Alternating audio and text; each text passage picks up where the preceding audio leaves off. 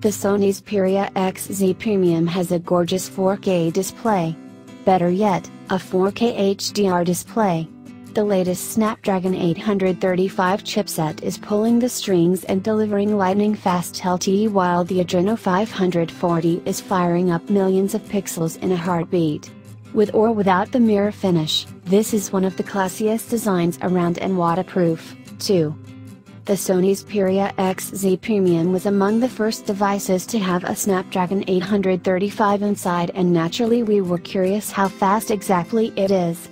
The chipset offers an Octa-core Kryo 280 processor, 4x2, 46 GHz and 4x1, 9 GHz, the latest Adreno 540 GPU, and 4 GB of RAM.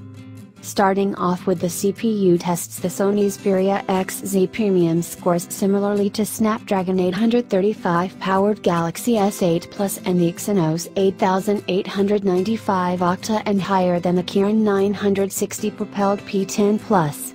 In the Geekbench 4 multi-core scores, where all 4 high-speed cores are going full speed, the Xperia XZ Premium lags slightly behind the Galaxy S8 and S8 Plus, in both Exynos and Snapdragon flavor.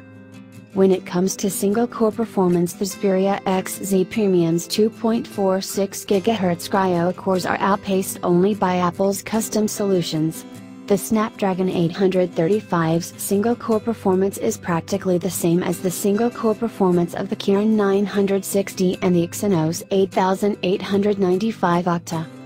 In the OpenGL 3.1 bits of Geekbench, the Adreno 540 inside the Xperia XZ Premium shapes up as a top performer, only a notch behind the Galaxy S8 Plus Mali G71MP20 GPU. Don't be fooled by the Xperia's super high on-screen frame rates. Those tests are apparently rendered at 1080p instead of the native 2160p. The results continue in the same pattern in Benchmark S 3.1, where the Adreno 540 sits behind the Mali GPU, which in turn is second to the Power VR Series 7 XT GPU inside Apple's A10 chipset. Our first batch of samples shows how the Xperia XZ Premium performs at capturing different landscapes scenes at night when you shoot handheld, using the on-screen shutter to reduce shake as possible, and relying on intelligent auto mode. Switching to manual mode allows you to choose a lower ISO setting, adjust the focus, the shutter speed, and the exposure compensation.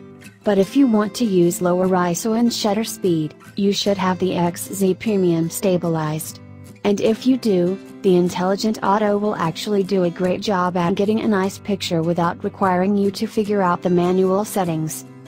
On the front of the Xperia XZ Premium is the same selfie camera found on the original XZ and XZs, but this time it features autofocus.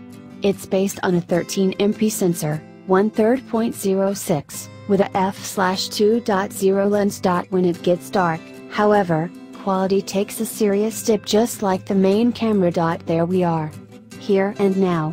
The perfect match for the Sony Xperia XZ Premium may as well be in some South Korean testing lab or a drawing board in California.